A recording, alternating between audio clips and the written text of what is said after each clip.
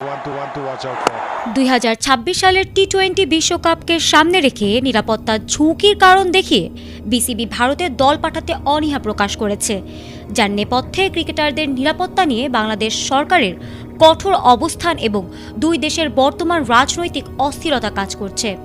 বিশেষ করে মুস্তাফিজুর রহমানকে আইপিএল থেকে সরিয়ে নেওয়ার নির্দেশ এবং ভারতের বর্তমান পরিস্থিতির কারণে বিসিবি তাদের ম্যাচগুলো ভারত থেকে সরিয়ে নেওয়ার আবেদন করেছে।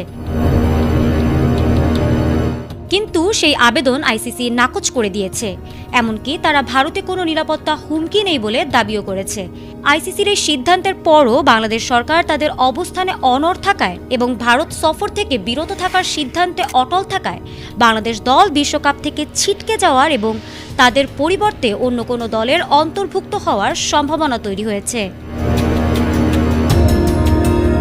যার দরুন আন্তর্জাতিক ক্রিকেটে বাংলাদেশের অবস্থান নিয়ে নতুন করে অনিশ্চয়তা তৈরি হয়েছে। আইসিসির বিবাদ নিষ্পত্তি কমিটি ডিআরসি বাংলাদেশ ক্রিকেট বোর্ডের করা আপিল সরাসরি বাতিল করে দিয়েছে। ফলে বিশ্বকাপ সংক্রান্ত সিদ্ধান্তে বিসিবির সামনে কার্যত আর কোনো পথ খোলা রইল না আইসিসির ভেতরে।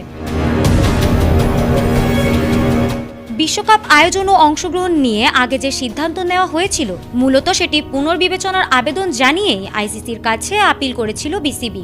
কিন্তু ডিআরসি জানিয়ে দিয়েছে আইসিসির নিয়ম অনুযায়ী এই বিষয়ে আপিল শোনার এখতিয়ার তাদের নেই।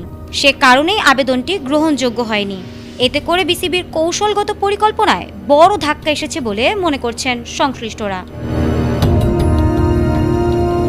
এদিকে আইসিসির প্রভাবশালী নেতা জয় শাহ বর্তমানে দুবাইয়ে অবস্থান করছেন। সংশ্লিষ্ট সূত্রের দাবি, এই আপিল বাতিল হওয়ার পর আইসিসি দ্রুতই পরবর্তী সিদ্ধান্তের দিকে এগোতে পারে। এমনকি বিশ্বকাপে বাংলাদেশ না থাকলে বিকল্প দল হিসেবে স্কটল্যান্ডকে অন্তর্ভুক্ত করার বিষয়টিও আলোচনায় রয়েছে। ফলে সময় গড়ানোর সঙ্গে সঙ্গে পরিস্থিতি আরও জটিল হয়ে উঠছে।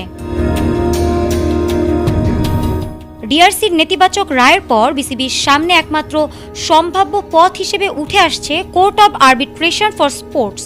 জানা গেছে, প্রয়োজনে সুইজারল্যান্ড ভিত্তিক এই ক্রীড়া আদালতে যাওয়ার বিষয়টি গুরুত্বের সঙ্গে ভাবছে বিসিবি। আইসিসির এই সিদ্ধান্ত বাংলাদেশের ক্রিকেট প্রশাসনের জন্য বড় চ্যালেঞ্জ হয়ে দাঁড়িয়েছে। বিশ্বকাপে বাংলাদেশের ভবিষ্যৎ কি হবে তা নির্ভর করছে এখন পরবর্তী আইনি ও কূটনৈতিক পদক্ষেপের উপর।